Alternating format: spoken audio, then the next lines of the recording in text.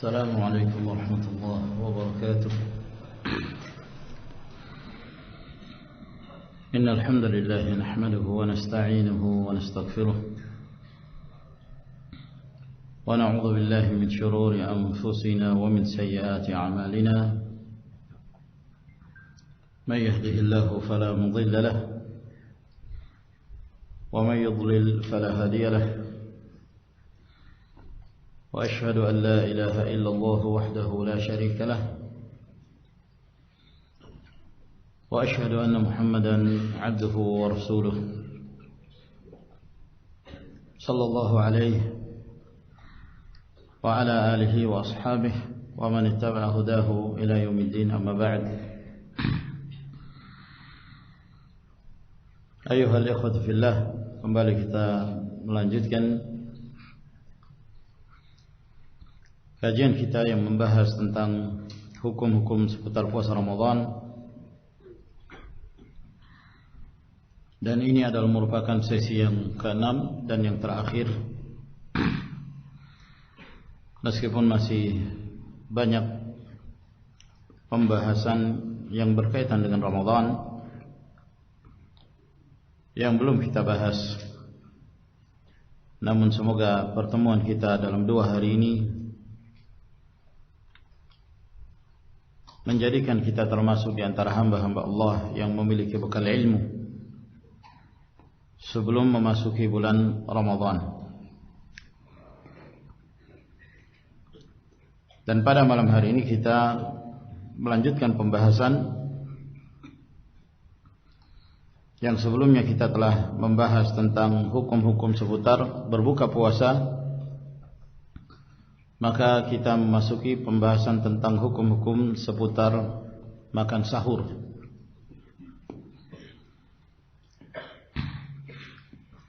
Kapan seseorang dikatakan bahwa dia makan di waktu sahur?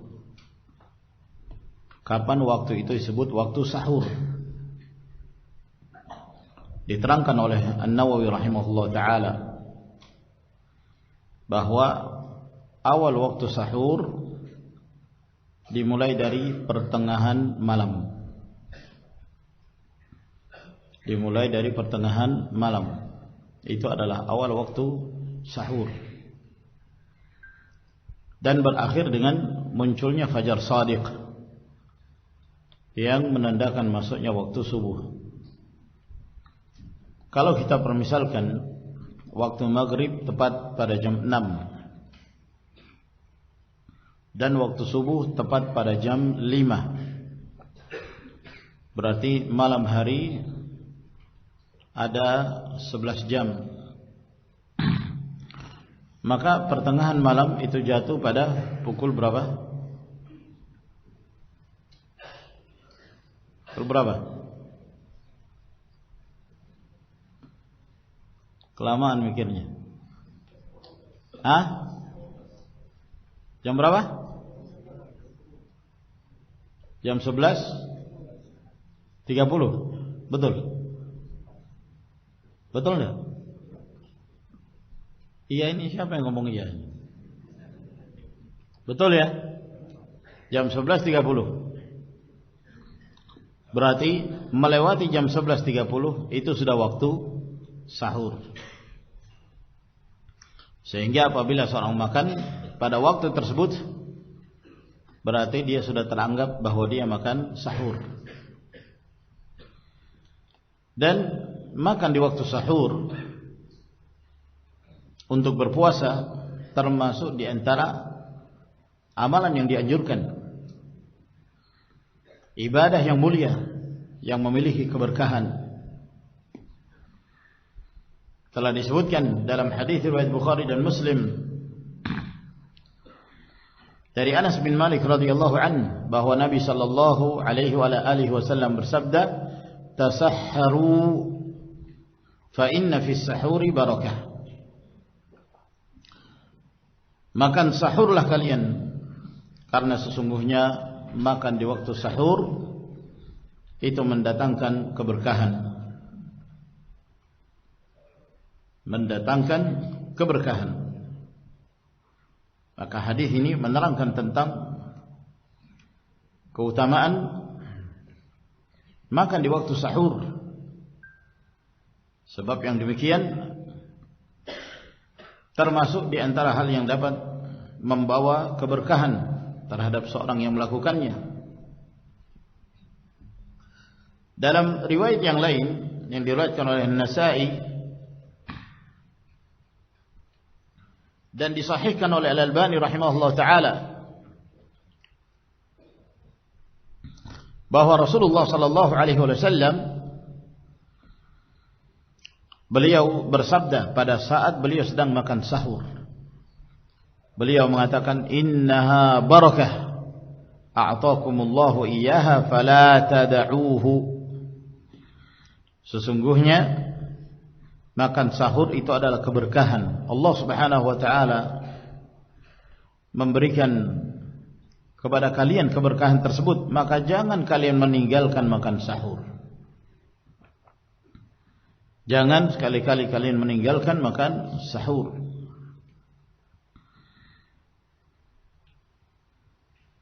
Hadis ini disahihkan oleh Al-Albani dan diriwayatkan oleh Imam Ahmad dan Abu Dawud dari hadis Al-Irbad bin Sariyah. Kata beliau, Rasulullah sallallahu alaihi wasallam memanggil aku, mengundang aku untuk makan sahur di bulan Ramadan. Lalu beliau bersabda, halumma ilal ghada'il mubarak. Kemarilah menuju kepada makanan yang penuh berkah. Yang penuh berkah. Al-ghada, asal kata al-ghada, asal makna dari al-ghada itu makan siang. Kalau makan pagi disebut apa bahasa Arabnya? Fatur. Disebut juga subuh. Makan siang disebut al-ghada. Makan malam disebut al-asya. Di waktu sahur disebut as-sahur. Lalu Rasulullah sallallahu alaihi wasallam menyebut makan sahur dalam hadis ini dengan sebutan al-ghada. Padahal al-ghada itu istilah untuk makan siang.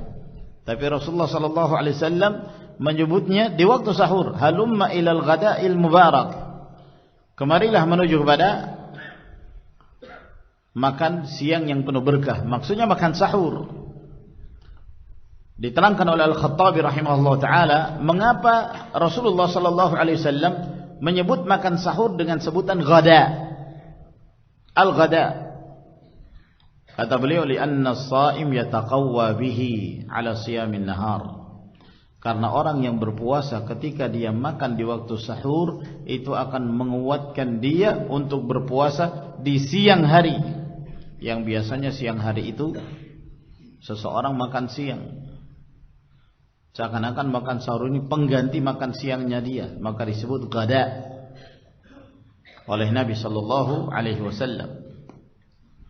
Diterangkan oleh An-Nawawi rahimahullah taala sisi keberkahan makan sahur itu. Kata beliau, wa ammal barakah allati fihi fadhahirah. Adapun keberkahan pada makan sahur itu nampak sekali.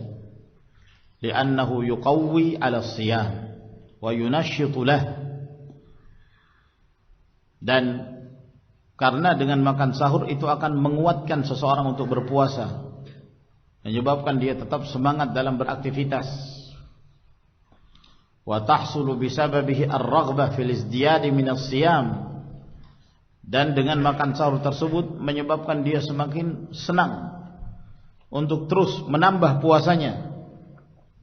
Li khiffatil masyaqqah fihi 'ala al-mutasahhir, karena dia merasa ringan apabila dia makan di waktu sahur.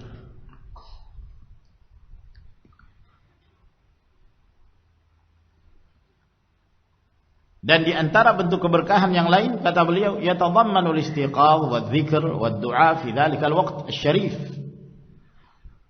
Bahwa ketika seorang bangun di waktu sahur juga mengandung di dalamnya seseorang berzikir, berdoa di waktu tersebut, itu adalah merupakan waktu yang mulia. Waktu tanazzulir rahmah, itu adalah merupakan waktu turunnya rahmat Allah dan diterimanya doa seorang hamba. Dan waktu beristighfar. Dan ketika seseorang juga mengerjakan salat, maka dia pun mendapatkan kemuliaan. Al-Hafidh Ibn al-Mulaqqin rahimahullah, beliau menyebutkan bahwa di antara yang menunjukkan keberkahan makan sahur ada beberapa hal. Beliau menyebutkan 7 perkara yang dengannya menunjukkan keberkahan pada makan sahur. Yang pertama beliau menyebutkan ittiba'us sunnah, karena makan di waktu sahur berarti dia telah mengikuti dan mengamalkan sunnah Nabi sallallahu alaihi wasallam. Yang kedua, mukhalafatu ahlil kitab, menyelisihi ahlul kitab.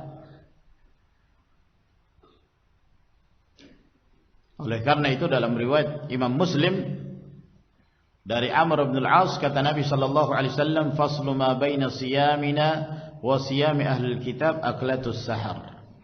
Pembeda antara puasanya kita dengan puasanya ahlul kitab adalah makan di waktu sahur.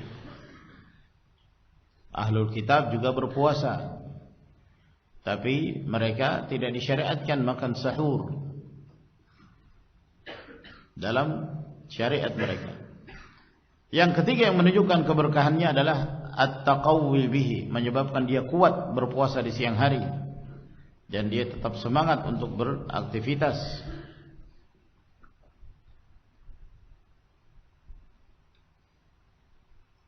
Yang keempat, kata beliau, menyebabkan dia bersedekah bagi orang yang memintanya di waktu itu.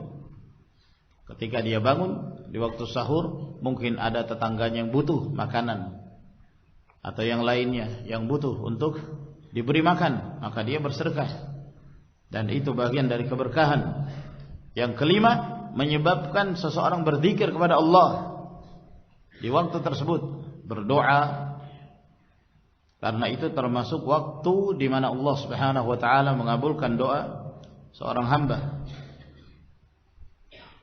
Yang keenam, kata beliau, at-tasabbub fi husnil khuluq.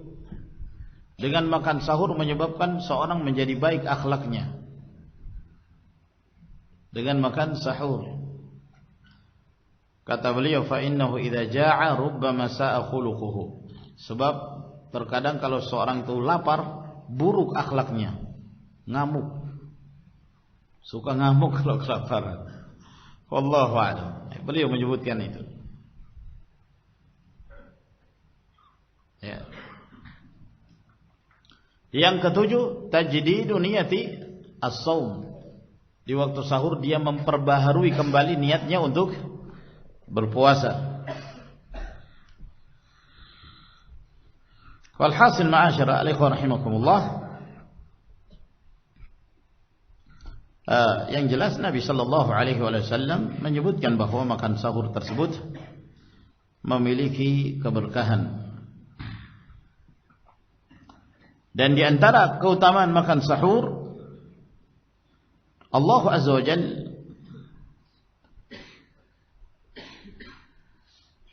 bersalawat kepadanya. Demikian pula para malaikat bersalawat kepada orang yang makan sahur.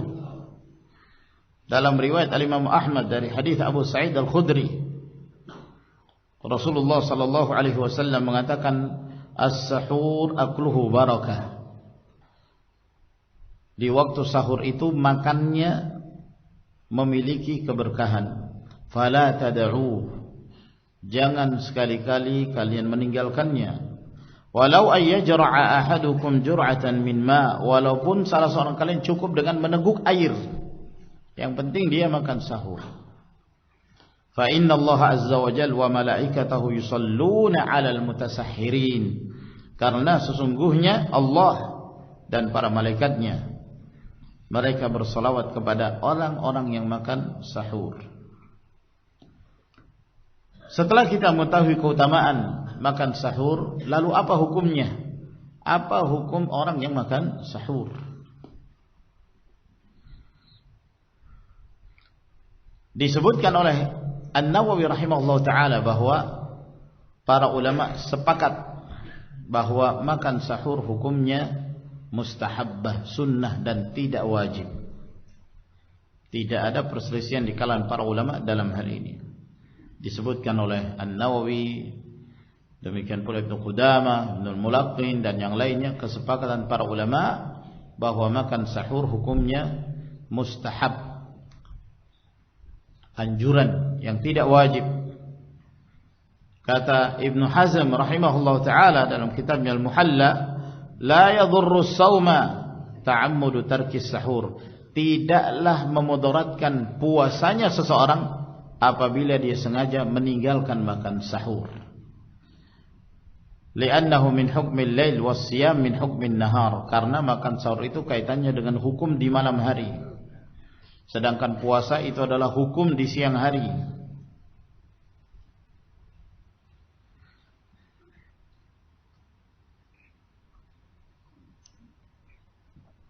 Dan termasuk di antara yang dianjurkan ketika seseorang makan sahur adalah mengakhirkan makan sahur. Mengakhirkan sampai mendekati waktu terbitnya fajar shadiq yang menunjukkan masuknya waktu subuh. Mengakhirkan lebih afdal. Boleh makan di pertengahan malam seperti yang kita sebutkan. Lewat tengah malam itu sudah waktu sahur. Jam 12 malam, jam 1, jam 2, jam 3. Namun apabila seseorang mampu mengakhirkan, maka itu lebih afdal. Dalam hadis yang diriwayatkan oleh Bukhari dan Muslim dari Anas, dari Zaid bin Thabit radhiyallahu anhu, kata beliau, tasahharna ma'a Rasulillah sallallahu alaihi wasallam, thumma qumna ila shalah. Kami makan sahur bersama Rasulullah sallallahu alaihi wasallam, setelah itu kami pun menuju salat, berdiri menuju salat untuk mengerjakan salat, yaitu salat subuh. Aku bertanya, yakni Anas bin Malik bertanya, kam kana qadru ma bainahuma? Berapa kadar antara makan sahurnya Nabi sallallahu alaihi wasallam dengan al-adzan. Kata para ulama yang dimaksud al-adzan di sini adalah iqamah. Iqamatus salah. Maka dijawab oleh Zaid bin Thabit, qadar 50 ayah. Kira-kira jaraknya itu seperti seseorang membaca 50 ayat. Jarak antara makan sahur dengan iqamatus salah. Thumma qumna ila salah, maksudnya iqamatus salah. Qomat. Sekedar jaraknya seperti orang yang membaca 50 ayat. Jadi menunjukkan dekatnya jarak antara makan sahurnya Rasul sallallahu alaihi wasallam. Setelah beliau makan sahur tidak lama adzan salat sunnah, kemudian iqamah. Jarak antara iqamah dengan makan sahur kadarnya seperti seseorang membaca 50 ayat.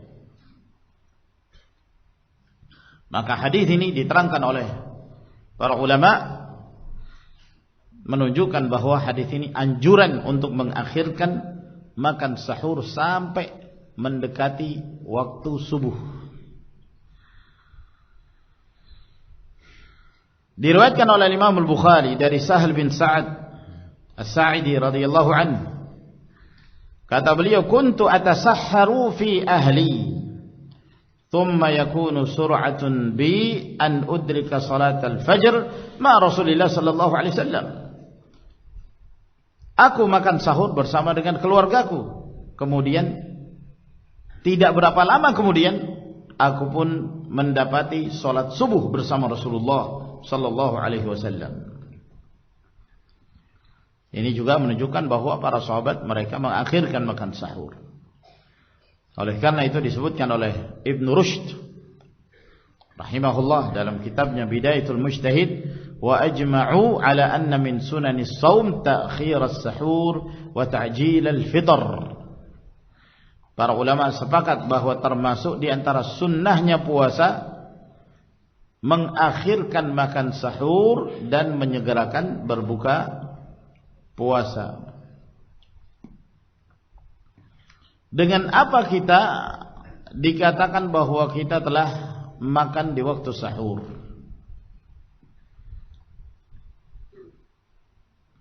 Dalam hadis yang diriwayatkan oleh Abu Dawud dan Ibn Hibban, disahihkan oleh Al-Albani rahimahullah, bahwa Rasulullah sallallahu alaihi wasallam bersabda, "Ni'ma sahurul mu'min at-tamru." Sebaik-baik makanan sahur seorang mukmin adalah kurma. Sebaik-baik makanan sahur seorang mukmin adalah kurma.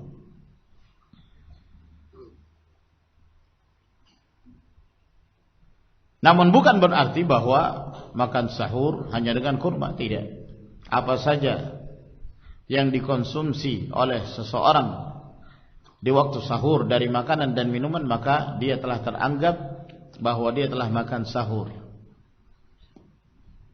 Walaupun dia tidak mengkonsumsi makanan, hanya minuman saja. Ya.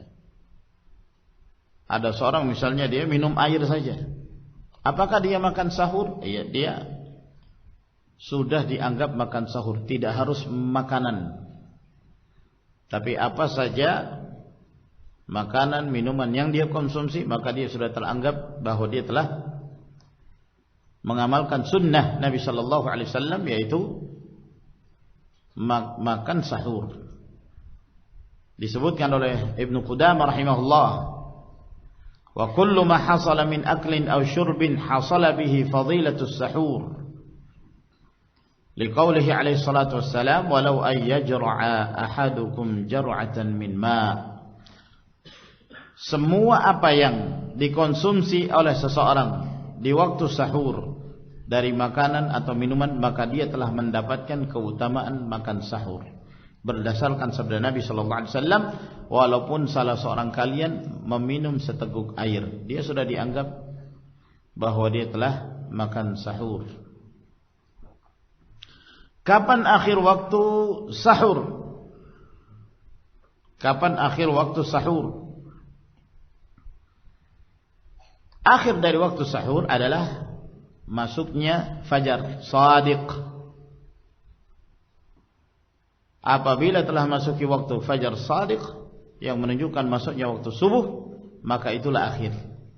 Selama fajar shadiq belum masuk, belum nampak, maka masih diperbolehkan makan, minum. Hal ini berdasarkan firman Allah Subhanahu wa taala dalam suratul Baqarah, wa kulu washrabu hatta yatabayyana lakumul khaytul abyadu minal khaytil aswadi minal fajr.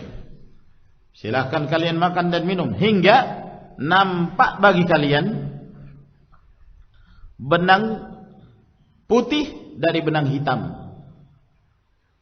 dari waktu fajar. Disebutkan dalam riwayat Bukhari dan Muslim dari Adi bin Hatim radhiyallahu anhu.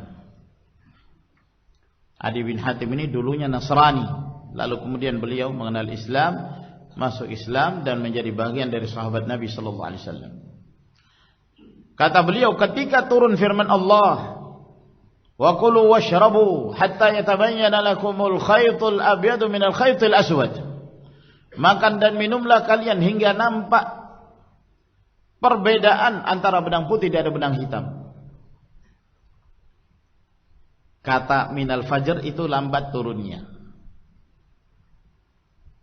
Jadi ayat sebelumnya itu sampai kepada sehingga nampak bagi kalian benang putih dari benang hitam. Ketika ayat ini turun, maka Adi bin Hatim radhiyallahu ta'ala anhu itu menaruh benang di balik bantalnya. Benang putih satu, benang hitam yang satunya lagi. Nah, faja'altuhuma tahta wisadati. Lalu aku letakkan kedua benang itu di bawah bantalku. Faja'altu anzur fil lail. Aku pun terus melihat di malam hari. Ya, sambil beliau makan. Fala yastabinu li. Lalu masih belum nampak. Belum bisa dia bedakan mana benang putih, mana benang hitam, belum terlihat, makan terus dia. Nah, ya, memahami zahir ayat tersebut. Akhirnya dia meletakkan benang putih, benang hitam di dalam rumahnya, ditaruh di bawah bantal lagi. Jadi gelap terus. Nah, sampai pagi beliau tetap makan, kok ini tidak nampak perbedaannya, masih gelap terus ini. Nah, akhirnya beliau pun mendatangi Rasulullah sallallahu alaihi wasallam dan beliau pun menanyakan tentang hal ini. Maka Nabi sallallahu alaihi wasallam menerangkan, innama dzalika sawadul laili wa bayadun nahar. Yang dimaksud benang putih dan benang hitam, hitam itu adalah kegelapan malam dan putih itu adalah waktu fajar. Putihnya siang hari, adanya cahaya matahari yang ditandai dengan masuknya fajar shadiq. Setelah itu turun ayat setelahnya yang menambahkan minal fajri, dari waktu fajar. Dan ternyata bukan hanya Adi bin Hatim yang melakukan amalan ini, disebutkan dalam riwayat yang lain oleh Sahal bin Sa'ad, sebagian para sahabat pun melakukan hal itu. Ya. Kata Sahal bin Sa'ad ketika turun firman Allah, wa kulu washrabu hatta yatabayyana lakumul khaytul abyad minal khaytul aswad, belum turun ayat setelahnya minal fajr. Fakana rijalun idza aradu sham rabata ahaduhum fi rijlihi al khaytal abyad wal khaytal aswad. Maka ada beberapa sahabat, apabila mereka hendak berpuasa, maka salah seorang mereka mengikat di bagian kakinya, dia mengikat di kakinya benang putih dan benang hitam. Dia ikat di kakinya. Walam yazal ya'kul hatta yatabayyana lahu ru'yatuhuma. Dan dia terus makan sampai nampak bagi dia perbedaan antara benang putih dan benang hitam itu. Sampai turun firman Allah, minal fajri fa'alimu annahu innama ya'ni al-lail wan nahar. Setelah turunnya lafaz setelahnya minal fajr, maka para sahabat pun mengetahui bahwa yang dimaksud adalah gelapnya malam dan terangnya siang. Bisa dibedakan, maka berarti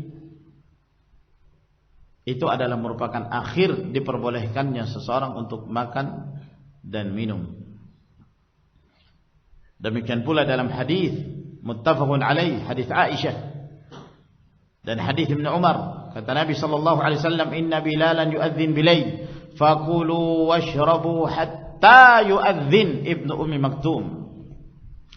Sesungguhnya Bilal itu mengumandangkan azan di malam hari, azan pertama. Maka silahkan kalian makan, silahkan kalian minum hingga yang mengumandangkan azan Ibnu Ummi Maktum.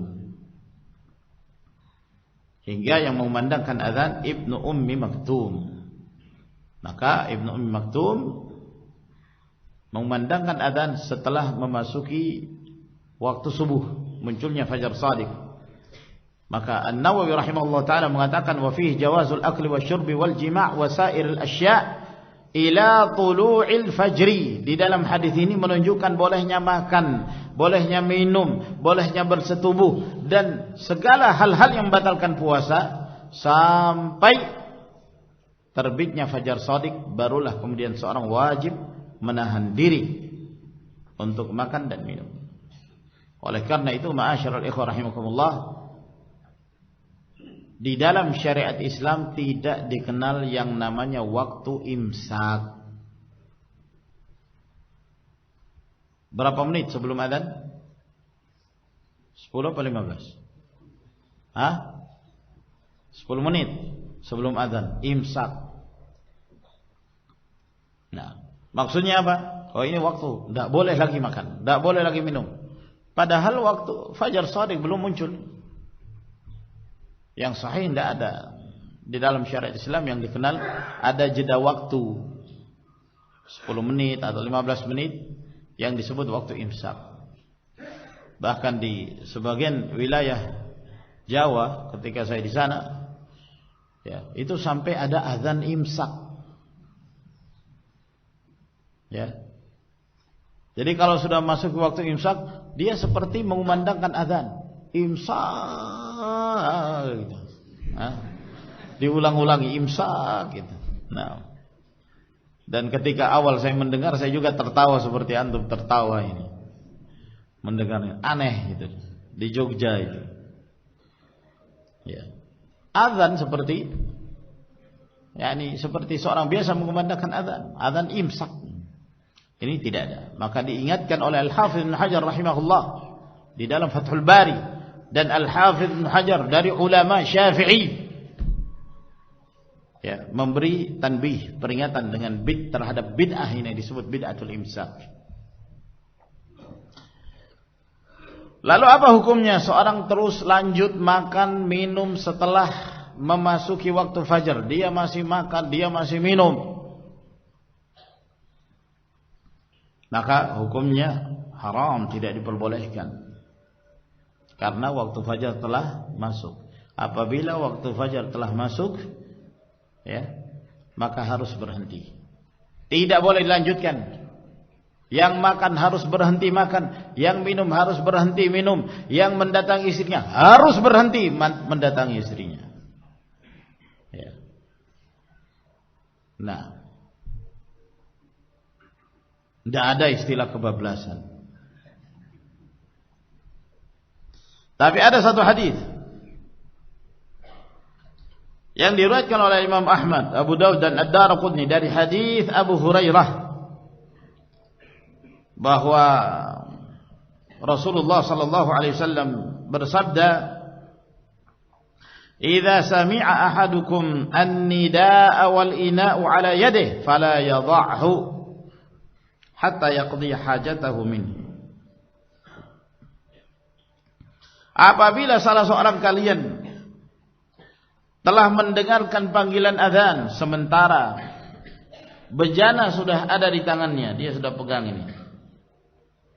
Makan, belum sempat minum, pegang, Allahu Akbar, Allahu Akbar, azan sudah di tangannya ini. Kata Nabi sallallahu alaihi wasallam, jangan dia meletakkannya sampai dia menyelesaikan keperluannya, sampai dia minum, dia menunaikan hajatnya, sampai dia menyelesaikan keperluannya. Maka ini satu keadaan khusus, ya, satu keadaan khusus yang Rasulullah sallallahu alaihi wasallam memberi keringanan kalau tangan sudah memegang gelas, ya. Bukan seseorang memegang roti atau memegang burger atau pizza misalnya, dia pegang, azan baru makan, ya, dengan alasan ini pizza sudah di tangan, nasi sudah di tangan. Tidak seperti itu. Atau misalnya dia sambil makan, ini dipegang terus, gelasnya dipegang terus. Nah, jadi ini adalah akhir, ketika dia hendak menyelesaikan, sudah terlanjur dia memegang gelas, azan, dia selesaikan.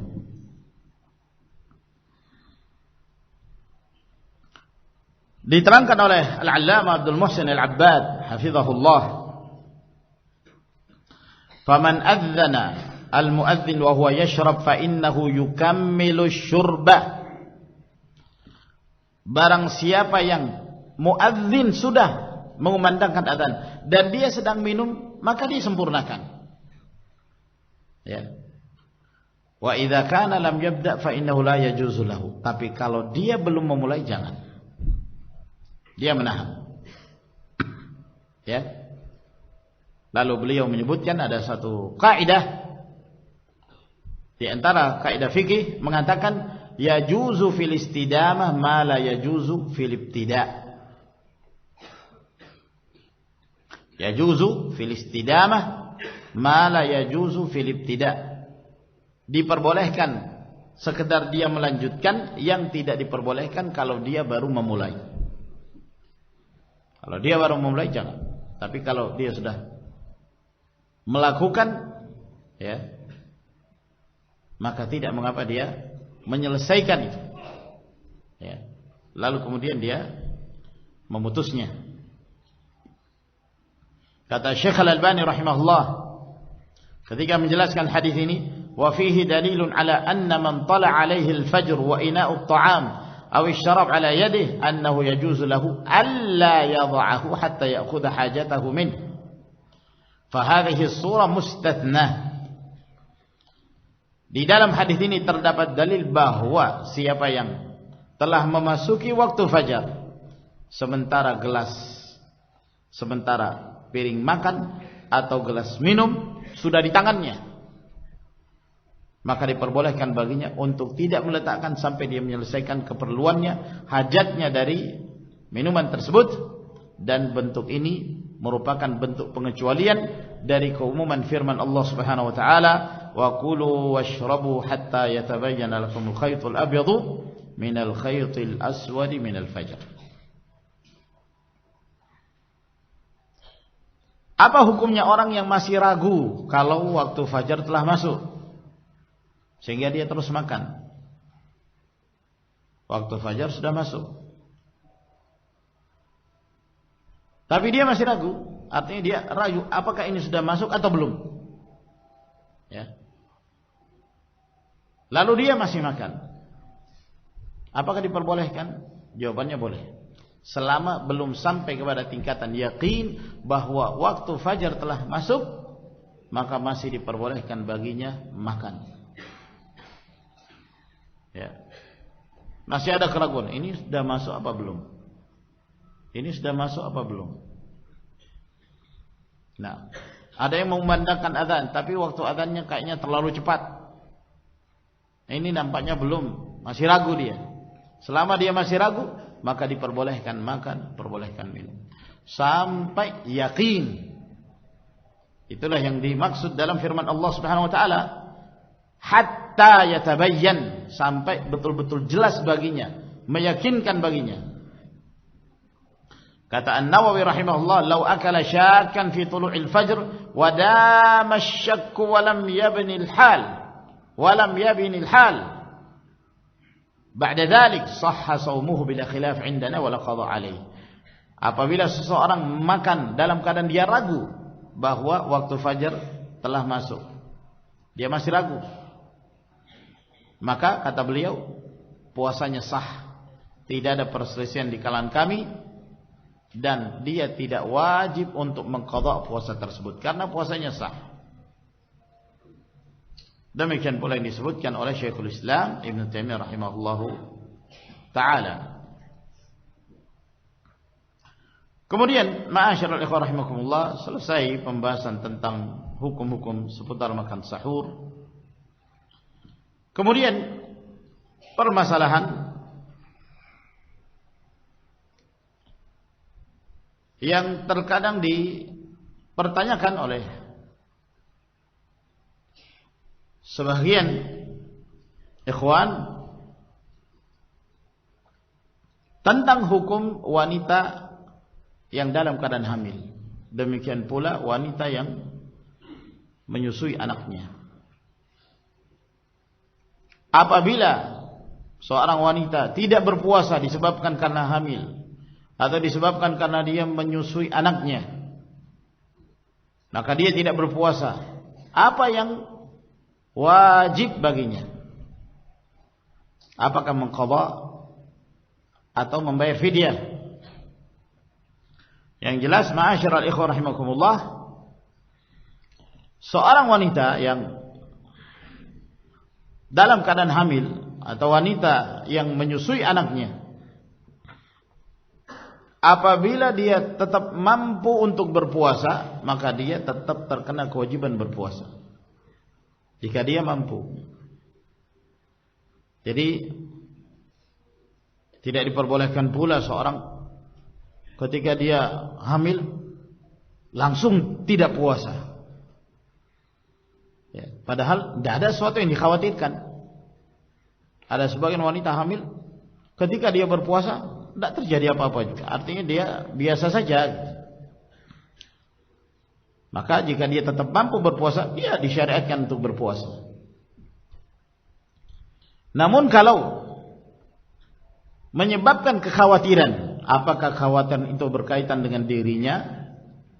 Dia mengkhawatirkan dirinya, dia akan lemah, dia akan sakit atau yang semisalnya, atau mengkhawatirkan anaknya yang ada dalam kandungan atau yang disusuinya.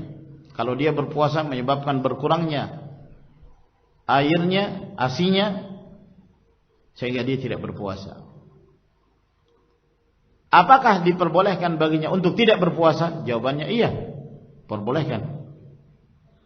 Diberi keringanan untuk wanita hamil, demikian pula wanita yang menyusui. Dalam hadis yang diriwayatkan oleh Tirmidzi, An-Nasa'i, Ibnu Majah, Imam Ahmad dan yang lainnya, dari Anas bin Malik Al-Ka'bi radhiyallahu anhu, bahwa Nabi sallallahu alaihi wasallam bersabda, "Inna Allah tabaraka wa ta'ala wada'a 'anil musafiri syatra as-salah wa 'anil hamil wal murdhi' as-shaum." Sesungguhnya Allah Subhanahu wa taala telah menggugurkan dari orang yang musafir separuh salat, yaitu disyariatkan bagi mereka mengqasar salat 4 rakaat menjadi 2 rakaat bagi musafir. Dan Allah Azza wa Jalla juga telah menggugurkan puasa bagi seorang wanita yang dalam keadaan hamil, demikian pula wanita yang menyusui.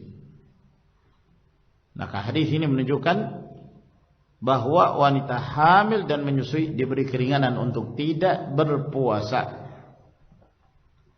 Nah, kondisi seorang wanita hamil atau wanita yang menyusui anaknya yang menyebabkan dia tidak berpuasa, itu ada beberapa keadaan. Keadaan yang pertama, wanita yang dalam keadaan hamil tidak berpuasa. Kenapa? Karena dia mengkhawatirkan dirinya. Jangan sampai dia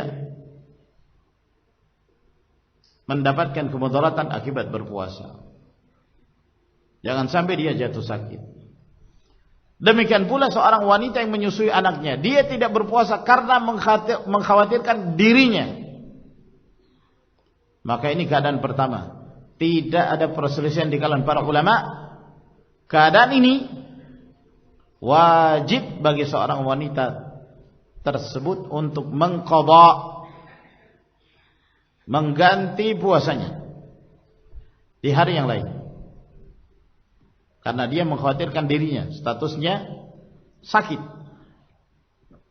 Dia sama dihukumi dengan orang yang sakit. Disebutkan oleh Ibnu Qudamah rahimahullah kesepakatan para ulama dalam hal ini. Annal hamil wal murdi' idza khafata ala anfusihima falahuma al-fitr wa 'alaihima al-qada' fahasb. La na'lamu fihi bain ahli al-'ilm ikhtilafan.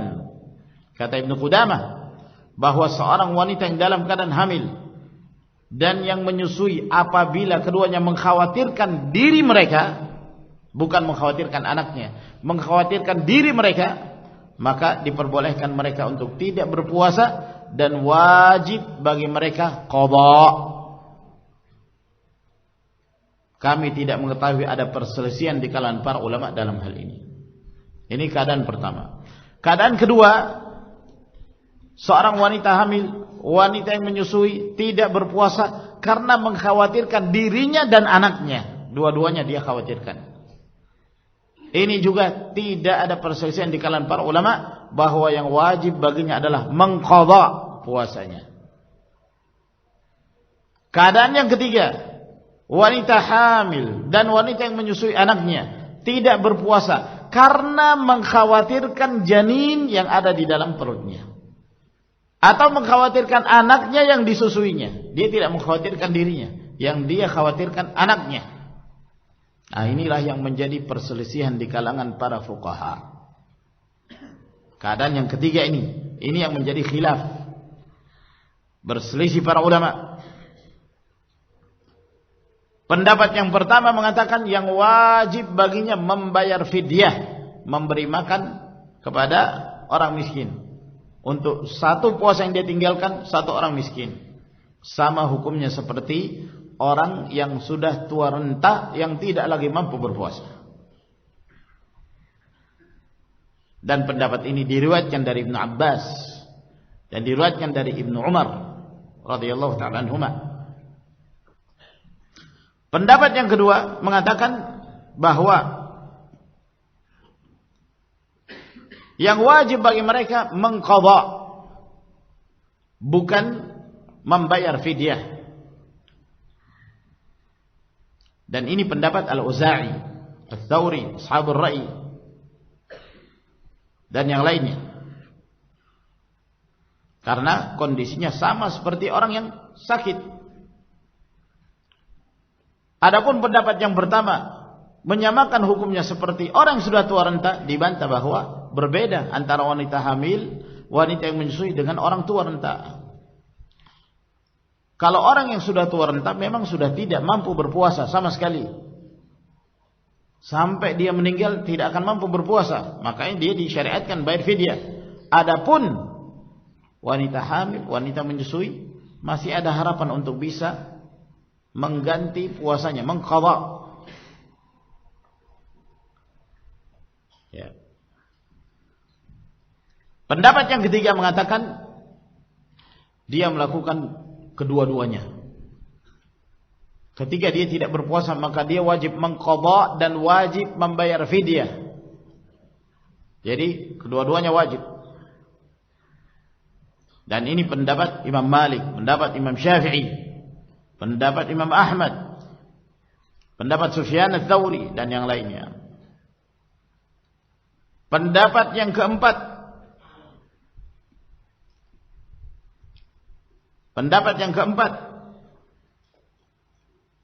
mereka mengatakan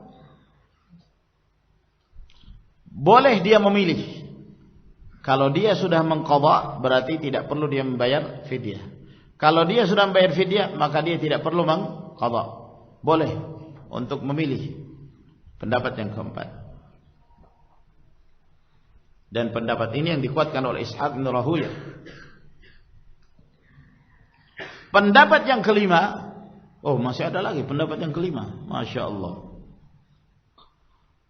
Kira-kira apa pendapat yang kelima ini? Tidak ada qadha, tidak ada fidyah.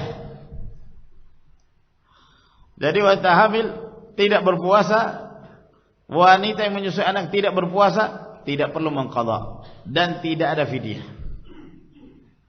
Ini tidak ada sama sekali. Ini pendapat Ibnu Hazm rahimahullah. Walhasil masing-masing adu argumen menyampaikan alasannya. Namun yang rajih, yang lebih kuat, wallahu ta'ala alam, dan yang lebih sejalan dengan zahir nas yang ada adalah pendapat yang kedua yang mengatakan yang wajib baginya qadha, bukan fidyah. Yang wajib baginya mengqadha, bukan membayar fidyah, memberi makan pada orang miskin. Ini yang sahih dari pendapat para ulama. Karena dia dikategorikan orang yang membatalkan puasa, atau orang yang tidak berpuasa. Orang yang tidak berpuasa asal hukumnya mengqadha.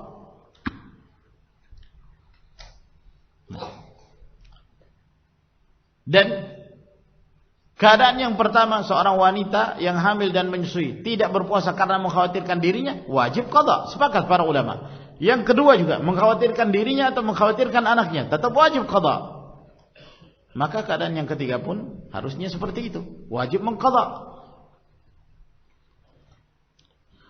Mereka mengatakan bahwa bukankah seorang wanita yang dalam keadaan hamil atau menyusui, ketika dia tidak berpuasa, Ya. Karena mengkhawatirkan anaknya, maka dia tidak dihukumi orang yang sakit. Karena dia tidak mengkhawatirkan dirinya, dia hanya mengkhawatirkan anaknya. Sehingga berbeda kata mereka. Sehingga yang wajib adalah membayar fidyah. Kata para ulama, enggak. Sama saja. Misalnya begini. Ketika ada seorang, dia dalam keadaan sehat. Ya. Dia dalam keadaan sehat. Tiba-tiba di dekatnya ada orang yang tenggelam. Sementara hanya dia yang diharapkan bisa memberikan pertolongan kepada orang tersebut. Yang lain tidak ada yang bisa berenang.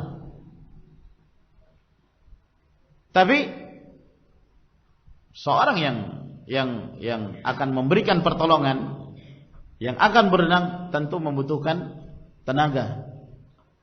Maka dia membatalkan puasanya karena ingin menolong orang yang tenggelam tersebut,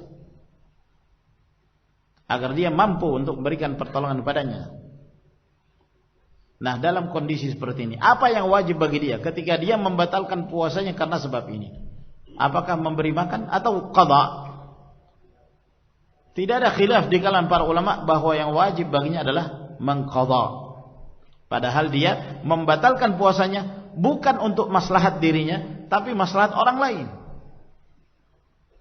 Para ulama mengatakan kondisinya juga sama, dia mengqadha. Maka demikian pula seperti ini. Seorang wanita hamil atau menyusui, dia tidak berpuasa karena mengkhawatirkan orang lain, dalam hal ini anaknya. Maka yang wajib bagi dia adalah mengqadha. Wallahu taala alam bisawab. Kemudian ma'asyara ikhwah rahimakumullah, ada satu hadis yang patut menjadi perhatian bagi kita sekalian, agar kemudian kita berpuasa dan menunaikan ibadah yang mulia tersebut dalam keadaan Allah Subhanahu wa taala menerima amalan kita dengan sempurna dan mendapatkan balasan yang lebih sempurna dari apa yang kita harapkan. Yaitu hadis yang diriwayatkan oleh Imam Al-Bukhari dari hadis Abu Hurairah, bahwa Rasul sallallahu alaihi wasallam bersabda, "Man lam yada' qaula az-zuri wal 'amala bih, falaysa lillahi hajatun fi ay yada'a ta'amahu wa syarabahu." Barang siapa yang tidak meninggalkan qaul az-zur, ucapan zur, ucapan dusta, ucapan yang menyimpang. Kata para ulama, yang dimaksud qaul az-zur adalah kullu qaulin ma'il anil haqq. Setiap ucapan yang melenceng dari kebenaran, itu disebut qaul az-zur. Barang siapa yang tidak meninggalkan ucapan zur, yaitu ucapan yang menyimpang, mencerca orang lain, itu termasuk qauluz zur. Menggibah orang lain termasuk qauluz zur. Mengadu domba orang lain termasuk qauluz zur. Mengucapkan kata-kata yang tidak sepantasnya termasuk qauluz zur. Berdusta termasuk qauluz zur. Jadi mencakup apa saja dari ucapan seseorang yang melenceng dari kebenaran, itu termasuk dalam hadis. Barang siapa yang tidak meninggalkan ucapan zur wal amala bih, dan tidak meninggalkan beramal dengan amalan zur, kata para ulama, yang dimaksud amalan zur ay al amalu bi kulli qaulin muharram, beramal dengan setiap ucapan atau perbuatan yang diharamkan, maksiat secara umum. Ya, apa saja. Melakukan penipuan dalam jual beli, melihat sesuatu yang diharamkan Allah Subhanahu wa taala, mendengarkan musik dan yang semisalnya, ya, dari hal-hal yang diharamkan, yang melalaikan. Barang siapa yang tidak meninggalkan ucapan zur dan amalan zur, dalam riwayat yang lain ada tambahan wal jahl, dan dia tidak meninggalkan perbuatan-perbuatan kejahilan yang tidak sepantasnya dilakukan oleh seorang yang berpuasa. falaysa lillahi hajatun fi ayyada ta'amahu wa syarabahu. Maka Allah Subhanahu wa taala tidak menghendaki dia untuk meninggalkan makan dan minumnya. Allah tidak butuh. Artinya dia ketika berpuasa hanya sekedar menahan diri dari makan dan minum saja. Tidak memiliki kualitas, tidak punya keutamaan. Sementara tujuan orang yang berpuasa itu adalah meraih taqwa Allah Subhanahu wa taala. La'allakum tattaqun.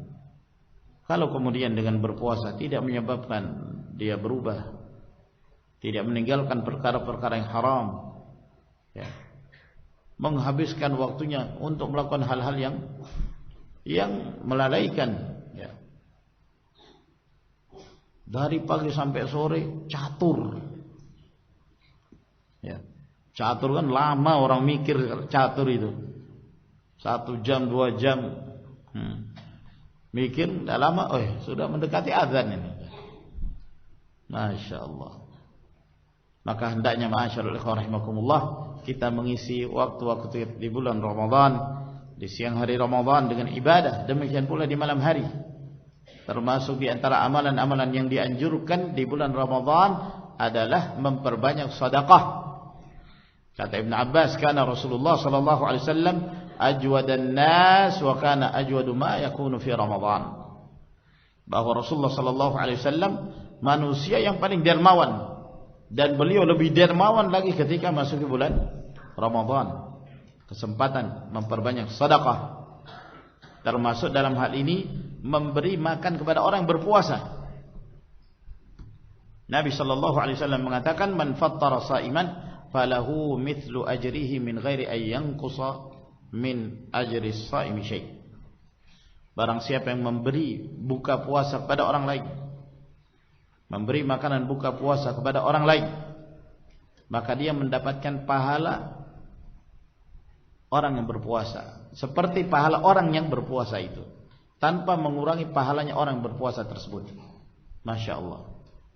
Kalau kemudian seorang muslim dia telah berpuasa, sudah mendapatkan pahala puasa, lalu dia memberi makan buka puasa kepada yang lain, nah, sejumlah orang yang dia beri makan, betapa besarnya, ya, keutamaan yang Allah Subhanahu wa taala berikan. Demikian pula ma'asyiral ikhwan rahimakumullah, termasuk di antara amalan yang utama adalah memperbanyak baca Al-Qur'an Karim. Bulan Ramadan adalah bulan Al-Qur'an, syahrul Ramadan alladzi unzila fihi Al-Qur'an.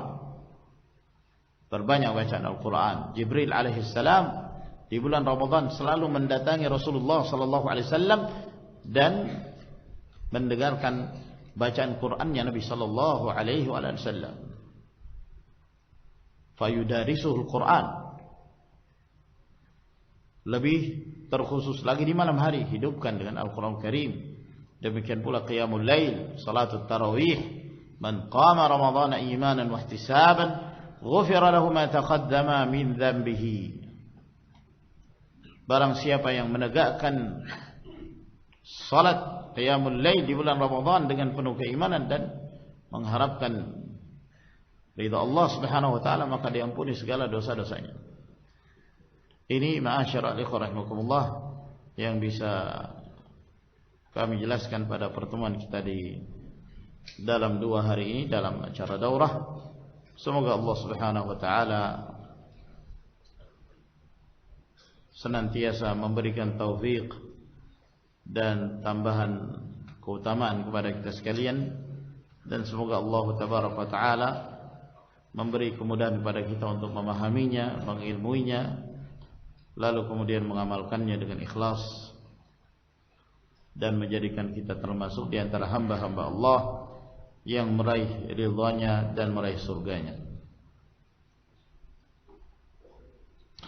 Sebelum kita salat isya ini ada beberapa pertanyaan. Apa hukum seorang yang makan sahur, ketika di pertengahan makan sahur dia mendengarkan azan, apakah boleh dia melanjutkan makannya? Tidak dengar tadi penjelasannya, ya.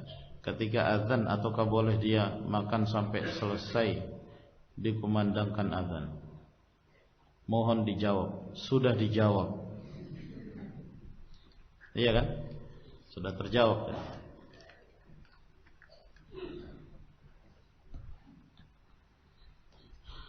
Saya memiliki ibu yang tua tidak lagi mampu berpuasa. Saya membayarkan fidyah untuknya di akhir bulan Ramadan dengan membuat masakan untuk 30 orang dan saya membagikan pada orang miskin dan bukan orang miskin. Saya membagikan pada orang miskin dan bukan orang miskin. Pertanyaannya, apakah boleh membagikan kepada selain orang miskin? Karena saya kesulitan mencari orang miskin di kampung orang tua saya. Jazakallahu khair. Kirim ke Ibnul Qayyim, banyak orang miskin di sini.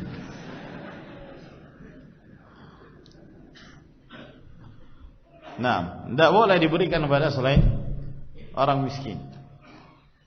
Ya, karena itu nas dari firman Allah Subhanahu wa taala, fidyatun ta'amu miskin. Makanan yang diberikan pada orang miskin. Ya. Makanan yang diberikan pada orang miskin. Maka harus diberikan pada orang miskin. Saya kira di Indonesia ini masih banyak, ya. Mau tinggal di mana dia? Nampaknya masih banyak orang miskin. Kok susah sekali cari orang miskin. Ya, banyak. Walaupun tinggal di Jakarta banyak, Jakarta malah lebih banyak lagi orang miskin. Kalau tidak ada di daerahnya, hubungi temannya, hubungi kerabatnya. Kalau misalnya betul dia tidak mendapati orang miskin di wilayahnya, cari wilayah yang lain. Cari wilayah yang lain. Banyak orang miskin.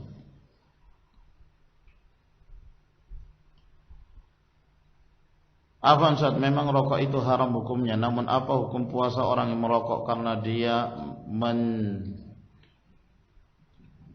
menelan asapnya? Nah, ini ikut nggak pembahasan tadi? Tentang hukum orang yang menghisap apa? Asapnya ud, asapnya kayu gaharu itu. Tidak diperbolehkan karena itu ada zatnya, ada terlihat. Apalagi merokok. Merokok di siang hari Ramadan membatalkan puasa. Dan dia berdosa. Apakah suntik yang tujuannya untuk mengabaikan tetanus, mengabaikan tetanus bisa membatalkan puasa? Suntik yang tidak berstatus sebagai pengganti makanan dan minuman tidak membatalkan puasa. Ya, suntikan tujuannya obat, suntik meningitis, suntik apa saja yang tidak berstatus sebagai pengganti makanan dan minuman, maka itu tidak membatalkan puasa.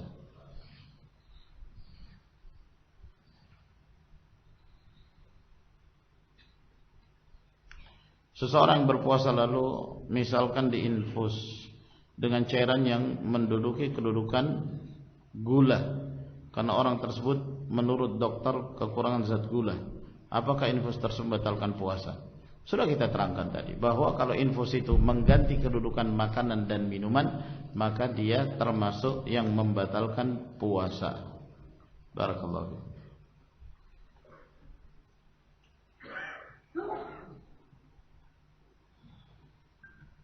Apa hukum orang yang bermusafir tanpa tujuan atau tanpa hajat cuma karena ingin tidak berpuasa? Niatnya sudah jelek.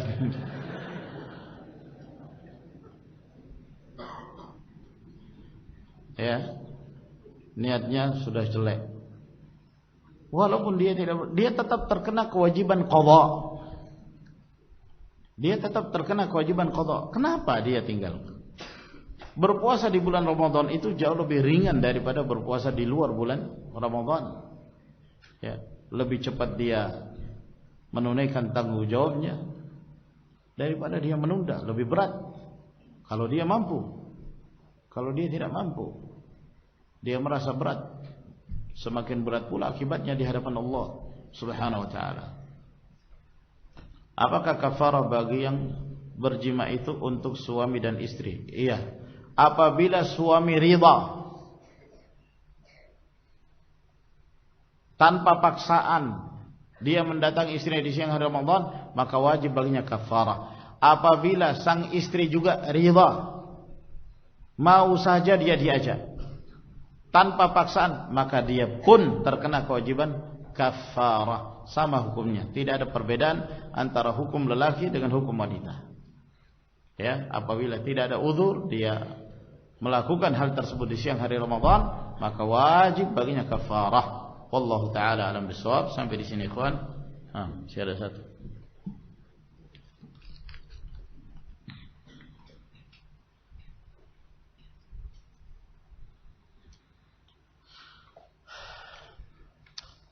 Ana mau bertanya, berapa jumlah nisab pada zakat perdagangan dan berapa nisab pada zakat harta? Sama, 2,5%. Pada zakat perdagangan apabila telah mencapai setahun, maka dikalkulasi seluruh barang-barang tersebut, lalu kemudian dikeluarkan sebesar 2,5% zakat. Demikian pula zakat harta, sama hukumnya.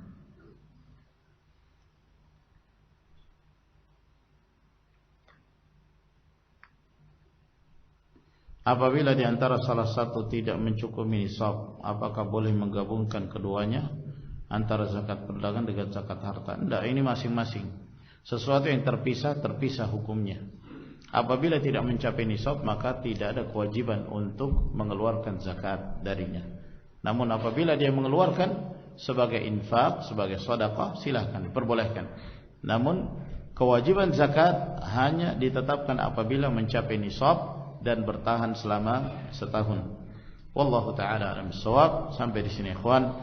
Wa akhiru da'wana alhamdulillahi rabbil alamin. Wassalamu alaikum warahmatullahi wabarakatuh.